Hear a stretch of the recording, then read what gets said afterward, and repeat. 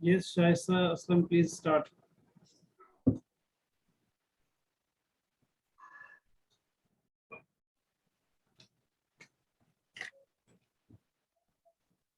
Sir नहीं वो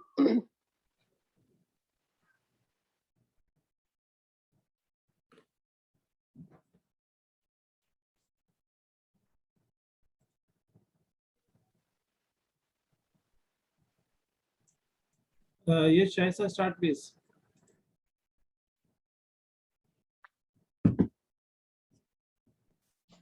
So may I start? Yes, start. Shaisa, Yes, sir. start. Start. Assalamu alaikum. I'm Shaisa from BS English 9th batch 8th semester. Sir, next slide. Today my topic is sentence and structure. Sir, next. Sentence and structure. The sentence is a group of words which have simple meaning, and we use verb, subject, adverb, complement in sentence. It's called a sentence. There are 4 type of sentence. So next. Complex sentence, compound sentence, simple sentence, complex and compound sentence. So next, please. Excuse me, this is not sentence. This is not, we are talking about sentence structure, not sentences. Are you getting me? Yes, sir.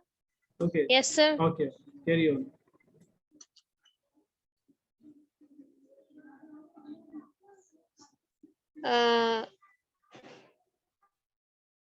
The simple sentence in English grammar, a simple sentence with only one independent clause and the clause known as the main clause means a simple sentence which is only independent. Uh, a group of words when combined, it's called simple sentence. We use verb and subject in simple sentence, like I required. It rains yesterday. People like to go for work. The example is the man killed a cat. That's all our examples. Sir, next, please.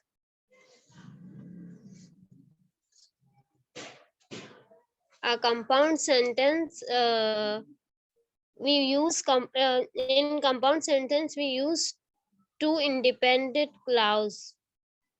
Uh,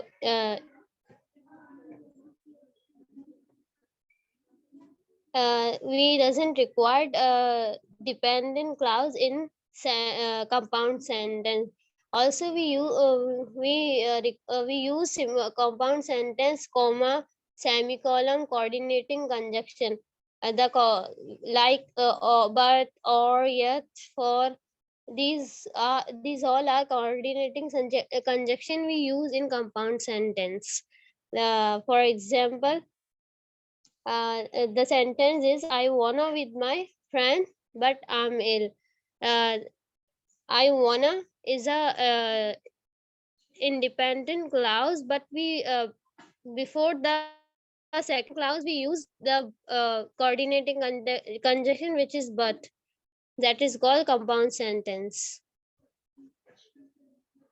The compound sentence must have two logical independent clause.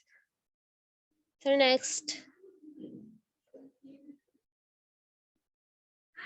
So next, please. Complex sentence. A complex sentence has one independent and one dependent clause in sentence. We must the It is not sentence clause, must it is close, close. closer, complexer and closer. Yes, sir. Sentence must have main clause that more than one subordinating clause. For example, I soon run home. because I was upset. If I were a medical student, I should have joined medical university for MBBS. Sir, next please.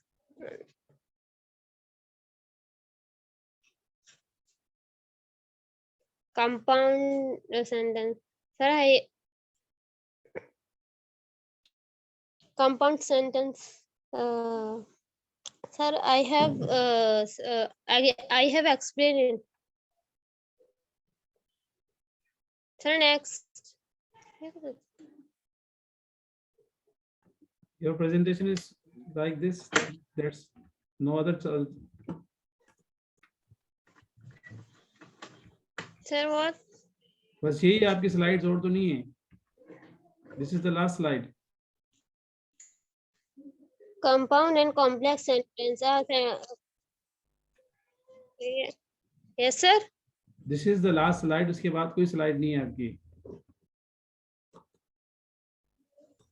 Conclusion. Sir, I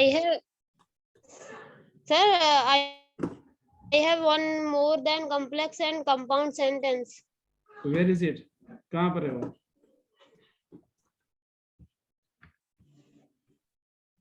Sir, last way. Last में आपके सामने ये है ना, बस यही last है और तो नहीं है. इसके बाद ब्लैंक है.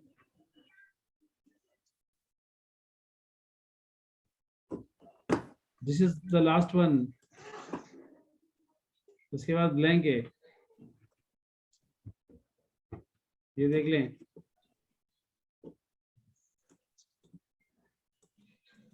Okay. Total Okay, slides sir. आपकी यही है. Can you see? These are total slides. Okay, Conclusion. How do you conclude your topic? okay, sir. Okay. How do you conclude your topic? Sir, it's all about sentence structure. There are 4 types of sentence and structure: compound sentence, complex, compound and complex, simple sentence. The simple sentence is which is simple. We only use verb and subject in simple sentence. If we talk about compound, we use independent sentence. If we talk about complex, we use dependent or independent.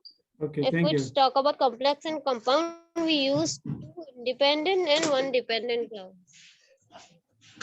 Thank you, sir. Okay, after Shaista, किनका नाम लिया था मैंने? Iqra Imtiaz sir. Yes. Okay. Sir, start. Abdullah. Abdullah, have you sent your presentation Yes, sir, already. right now? No, sir. Okay. Okay, after this I will check yours. आप एक दफा दोबारा भेज दें. Send me WhatsApp, sir? once again. Send, yeah, WhatsApp. Okay. Start, Miss. You start. Ikra Imtiaz. Assalamu alaikum to all of you. I am Ikra from MA English 4th semester. Sir, next slide. Today my topic is mediation. Are you a MA Med- student? Yes, sir. Okay. The mediation brings the parties together face to face in a private and confidential setting. Each party will have the opportunity of putting forward his point of view and listening to what the other has to say. The mediation does not impose a decision on the parties. Sir, next slide. The mediation process. Mediation is the voluntary process in which a trained and impartial third person, the mediator, helps the parties in dispute to reach an amicable settlement that is responsive to their needs and acceptable to all sides. Mediation must be strictly confidential. Mediation gives the parties the opportunity to discuss the issues. So next slide. Advantages of mediation. There are many advantages of mediation. The first is confidential. While court hearings are public, mediation remains strictly confidential. No one but the parties to the dispute and the mediator know everything what happened. Said the mediation is entirely confidential to the parties. The second advantage is control. Mediation increases the control the parties have over the resolution. In a court case, the parties obtain a resolution, but control reside with the judge or jury. Sir, next slide. The third advantage of mediation is cost. While a mediator may charge a fee comparable to that of an attorney, the mediation process generally takes much less time than moving a case through standard legal channels. The fourth advantage is support. The mediator helps the parties think outside of the box for possible um, solution to the dispute of difficult situations, broadening the range of possible solutions. The next slide. These advantages of the mediation. There are not too many disadvantages of mediating your family issues. However, you need to keep in mind that not compulsory. All parties must agree to a resolution, as the result is not guaranteed. If the dispute cannot be resolved in mediation, the cost of mediation will have been vested. Can be difficult if either party are withholding information, and the mediation may not be appropriate if one of the parties required public disclosure. So next slide. Types of mediation. There are three types of mediation. The first is facilitative mediation, evaluative mediation, and transformative mediation. Facilitative mediation is considered the middle of the road when it come to the amount of control that a mediator exert over the mediation. The second type is evaluative mediation. Evaluative mediation is the style of mediation where the mediator exerts the most control throughout the mediation, is the most vocal about the position of the parties and their offers. The second is transformative. The third is transformative mediation. Transformative mediation is the lever from the mediation that relinquish much of the control to the parties in both the procedure and the outcome. That's the next slide. Conclusion. Invention between conflicting parties to promote reconciliation, settlement, or compromise. The mediation should conclude with the final restatement and clarification of the terms of the resolution. Thank you, sir.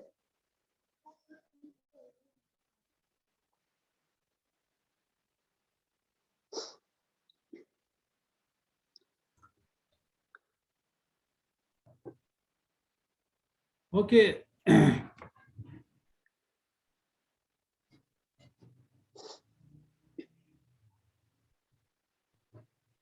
How do you sum up mediation in one sentence?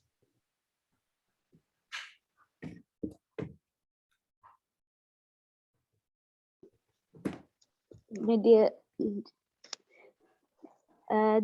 benefits of mediation are well recognized. Its use is not No, one confined sentence. to In your own sentence, how do you sum up? In your own sentence, one sentence, how do you sum up? sentence. When a couple is discovering and they work with a neutral third party that help them resolve issue and divide up assist and properly is an example of mediation. Okay, thank you very much. Thank you, sir. Abdullah, are you present? Yes, sir. After Abdullah, Yes, sir. Zulekha. After Abdullah, Zulekha.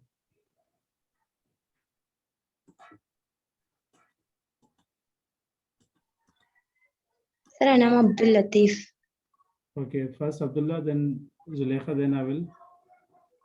start yours, right? Have you sent your file to me? Yes, sir. Okay.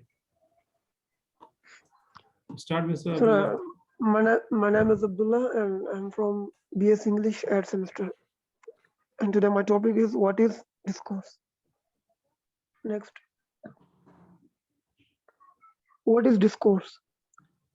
Foucault represents possibly the best definition of discourse. He defined discourse as a system of thoughts composed of ideas, attitudes, and course of actions, beliefs, and practices that systematically construct the subject and the words of which they speak.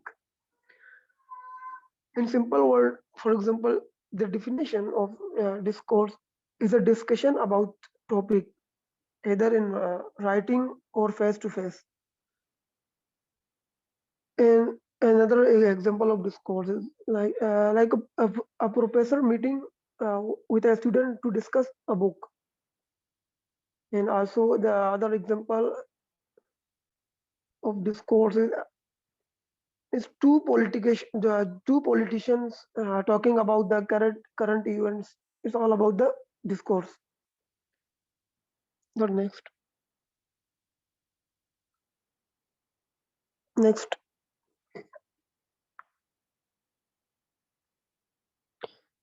Originally, it has root in the Latin language.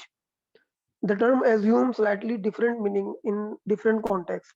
In literature, discourse means speech or writing, normally longer than sentence, which deal with a certain subject formally. In other words, discourse is the presentation of language in its entirety, while performing an intellectual inquiry in a particular area or field, such as theological discourse or cultural discourse. Next, here are some general classification of discourse. Discourse can be classified into four main categories, namely, in first we have exposition. The main focus of this type of discourse is to make the audience aware about the topic of the discussion. The audience know what is about the discussion, what is the discussion is going on. Definition and comparative analysis of different ideas and beliefs are example of discourse exposition. Number two, we have narration. Narration is a type of discourse that relies on stories, folklore, or a drama as a medium of communication. For example, stage play, storytelling, or folklore are narrative discourse example. If we share any stories, uh, it's an example of narration discourse. Next, in number three, we have description. This type involves describing something in relation to the sense. Descriptive discourse enables the audience to develop a mental picture of what is being discussed. Descriptive parts of novel or essay are descriptive discourse example. If you're talking about any novel, we share our thoughts in stories, anything, the audience make a picture on their mind. It's called a mental picture. It's all about the description discourse. Number four, we have argument. This type of discourse is based on valid logic and through correct reasoning tries to motivate the audience. Example of argumentative discourse include the lectures, essay, and prose. Next. Here we have some example of discourse in literature. Poetic discourse is a type of literary conversation which focus on the expression of feelings, ideas, imaginations, events, and places through a specific rhyme and rhythm. Usually, the poet use this type of discourse on their poetry. Poetic discourse make us make use of common words in appealing ways to present feeling and emotion. The mechanism of poetic discourse involves certain steps starting from different sources, then entering the mental process mental realizing, and then finally into a finished product as poetry. In poetic discourse, here we have some example of a character by William Wordsworth. I marvel how nature could ever find space for so many strange contrasts in one human face. There's thought and no thought, and there's spells and bloom, and bustle and slackness, pleasure and gloom. Next,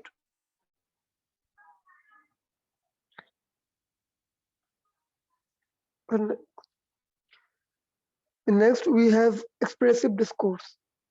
Express- Expressive discourse does not involve the presentation of fact or the motivating of others.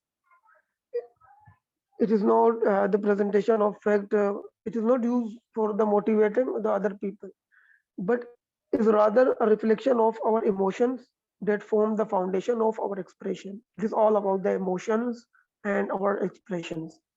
This is a form of basic or entry level discourse and is a beneficial for the beginners in the field of literature. Usually, the people who are new in the literature field, they use the expressive discourse. It primarily deals with the generating ideas with no considerate source. Example include academic essays and diaries. Example, the diary of Samuel Pepys by the Samuel Pepys, 1660. We met very early at our office this morning to pick out the 25 sheets which are to be the first paid off. After to the Westminster and dinner with the Mr. Dalton at this office, where we had one great court dish, but our paper not being done, we could not make an end of business Monday next. Mr. Dalton and I owed the water to our landlord only with whom we agree as a Dalton. It is all about the expressive examples, expressive discourse example. It's like a essays or it's include the academic essays and diaries. Next, sir.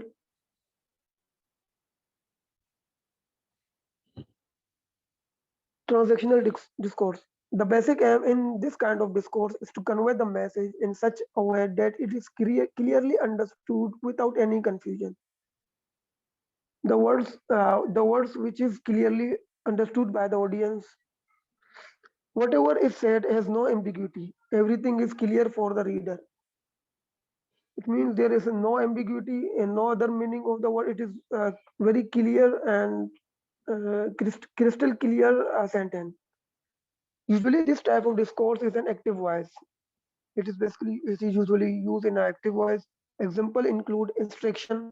If we instruct someone in guidelines, manuals, privacy policies, and patient's instruction is written by the doctor. It is all the traditional discourse. It is completely clear and crystal. Next, sir. Thank you, sir.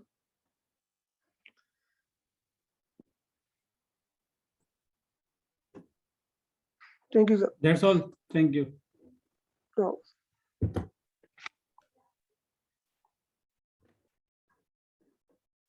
So those who have given presentation can leave the session. They are not bound to attend the session. And those who have not given should give the presentation.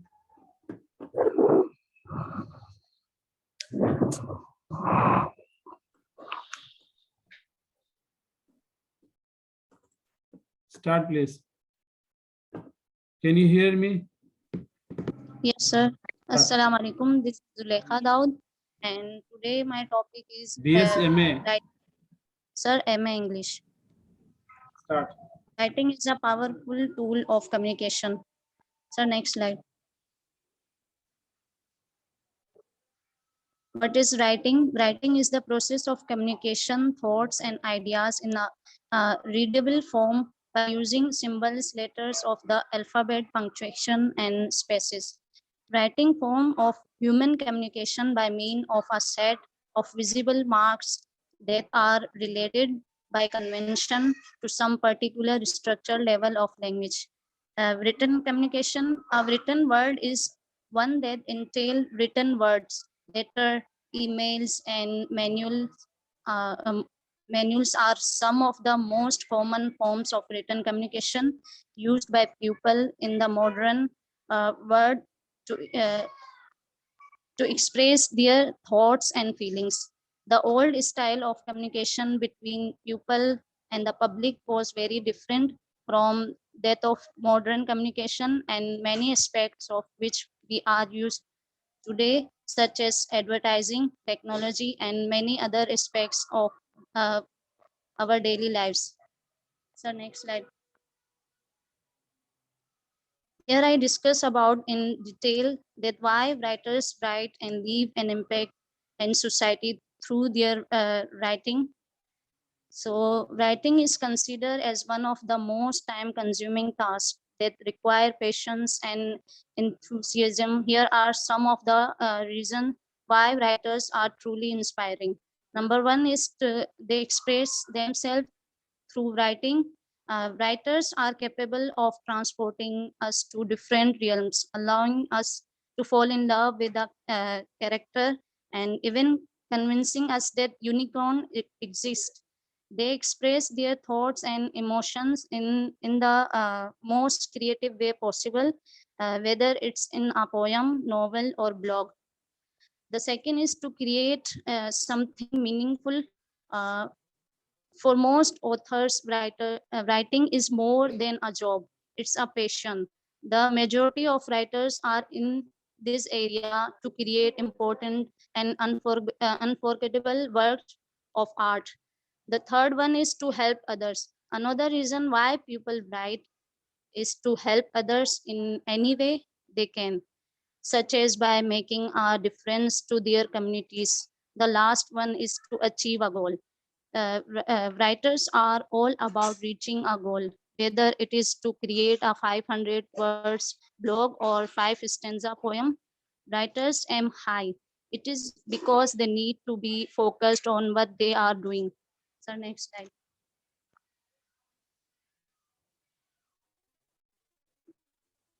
So in this slide, I discussed about why is writing so important.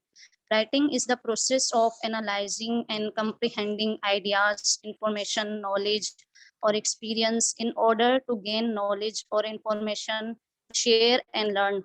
Writing is a challenging task. Even mastering in the English language is more difficult skill is writing. Uh, so writing most likely began as a political expansion in ancient cultures, which needed reliable means for transmitting information, maintaining financial accounts, keeping historical records, and similar activities. So, written communication has great significance in today's business world. Written communication is also important for business advertising. Small companies need to promote their business customers. Written advertisement include direct mail pieces such as sales letters and brochures, magazine display ads, fillers, and internet ads and catalog.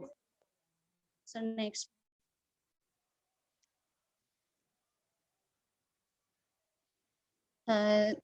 So there is a form of written communications used for business. Basically, written communication is divided into two parts: it's internal communication, external communication.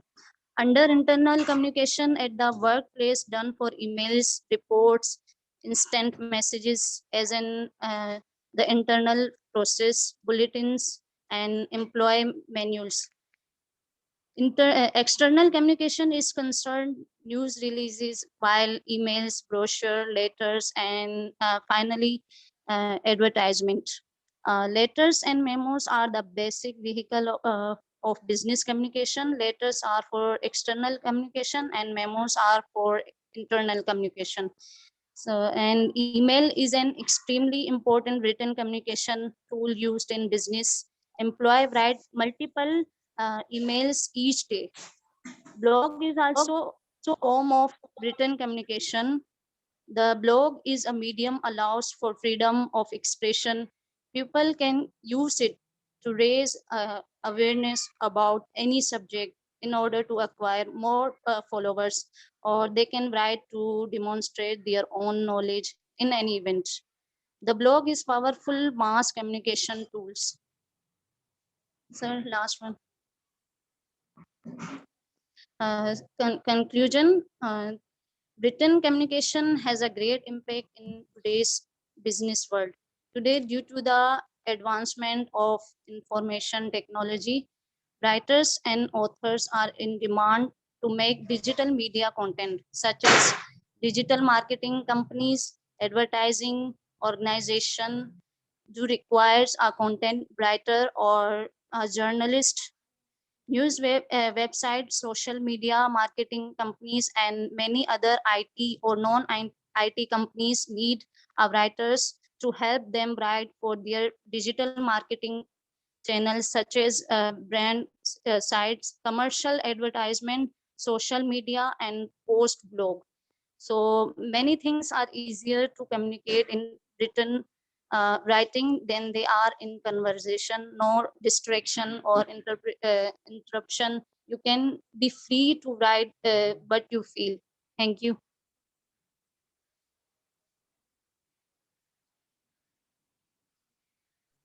Okay, thank you very much. Thank you.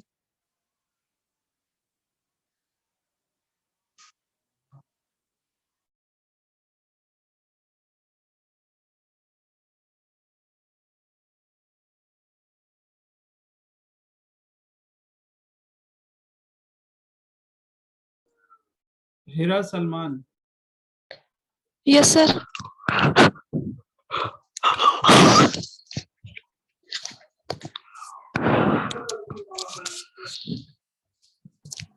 Sir, Anam Abdul Latif. Sir. Sir.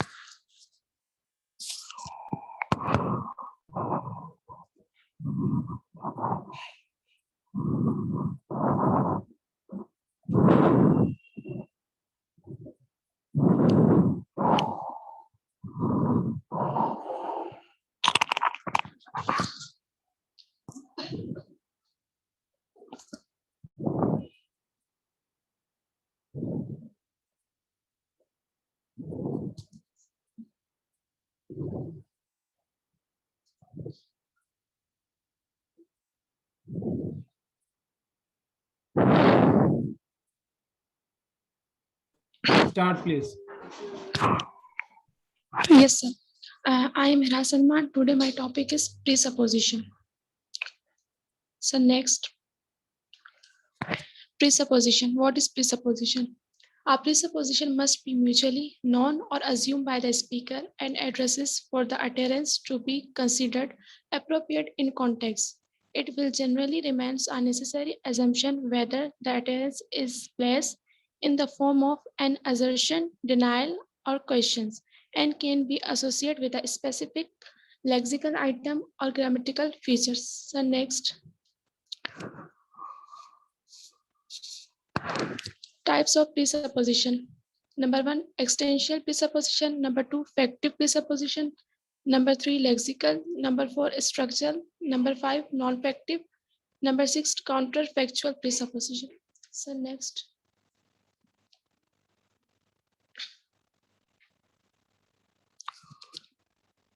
So next, existential presupposition. Entities named by the speaker are assumed to be present. It is the assumption of the existence of the entities named by the speaker. Example, the king of Sweden. King. King is exist. Sweden is also exists in the world. After that, presuppose king is exist in Sweden. So next.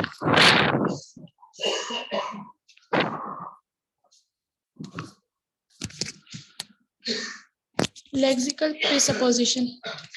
It is the assumption that is using one word, the speaker can act as the another meaning. Word will be the understood. For example, he managed to repair the clock. It is use the word of manage. It means that he is successful to repair a clock. The word repair is non-asserted if sentence is he to repair, but the word manage to show is asserted. So next.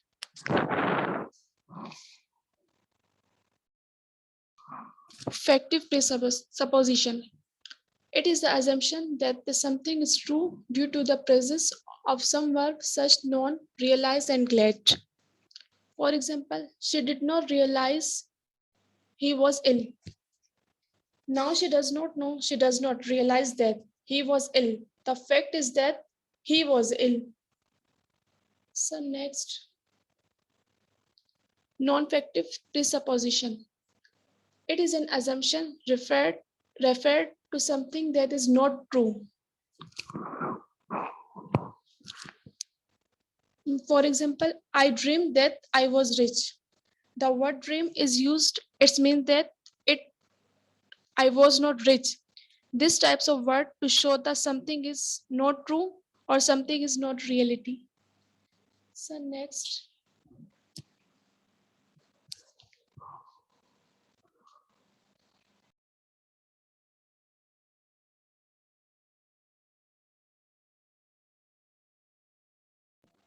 Structural presupposition. It is the assumption associated with the use of certain structure. The listener perceives that the information presented is necessarily true or intended as true by the speaker. When, for example, when did he leave? When did he leave? It is based on WH question. It is structural presuppose and this is WH question. He left. Suppose what left?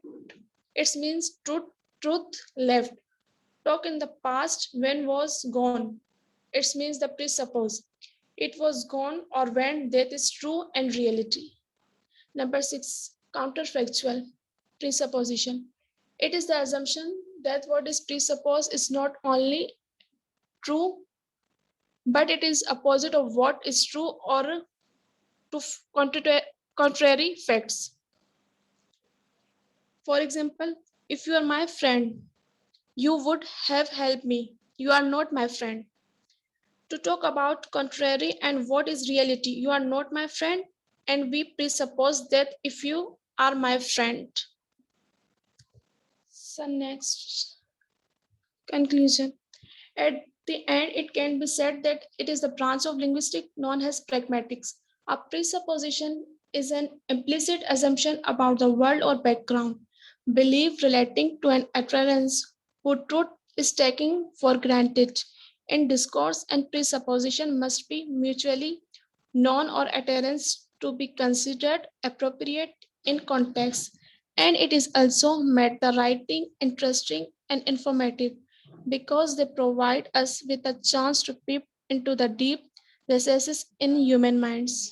So thank you.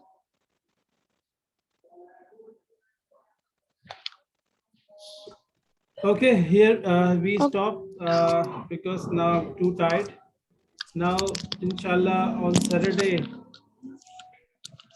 I will finish all the remaining ones. 29 students have given their literary discourse and journalistic writing presentation, and still 13 to 14 Sir, I'm students are remaining. remaining. And MDA, Sir, I'm remaining. you are remaining, but अभी ज़्यादा students है भी नहीं अब sir मैं Saturday 4 को। बजे से वेट कर रही हूँ तो आपने बताया क्यों नहीं 4 बजे वेट कर रही हैं? सर मैं कब से बता रही हूँ अनम अब्दुल लतीफ आपने बताया तो लाजमी आपको भी मैं